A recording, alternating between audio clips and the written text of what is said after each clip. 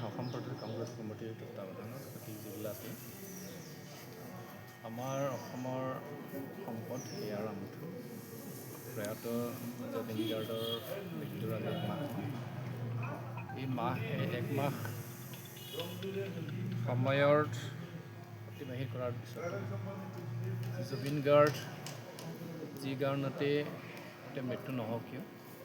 এই মৃত্যু অসমৰ কাৰণে অপূৰণীয় ক্ষতি আৰু তাৰ বাবে প্ৰকৃত মৃত্যুৰ কাৰণটো জনাৰ কাৰণে গোটেই অসম গোটেই ভাৰত গোটেই বিশ্ববাসীয়ে জুবিন প্ৰেমী ৰাইজে ইতিমধ্যে বিভিন্ন ধৰণৰ তেওঁৰ মৃত্যুৰ সঠিক উত্তৰ সঠিক তদন্ত দিয়াৰ বাবে ইতিমধ্যে বহুত প্ৰতিক্ৰিয়া কৰিছে আৰু সেই হিচাপে আজি অসমত আমাৰ প্ৰদেশ কংগ্ৰেছৰ সভাপতি গৌৰৱ গগৈ ডাঙৰীয়াৰ নেতৃত্বত গোটেই অসমতে জুবিনৰ সঁচা ন্যায় পাবৰ বাবে লগতে এমাহজোৰা তেওঁৰ যিটো এমাহ হ'ল মৃত্যু আজিৰ যোৱা মাহৰ এইটো তাৰিখতে হৈছিলে আজি একমাহ হ'ল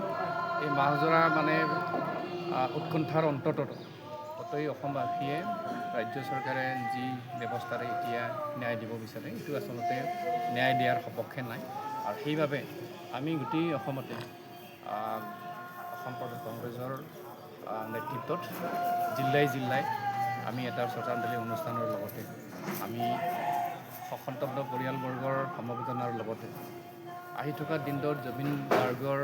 প্ৰকৃত সত্য উদ্ঘাটন আৰু তেওঁ যাতে ন্যায় পায় তাৰ কাৰণে আজিৰ এই অনুষ্ঠানটো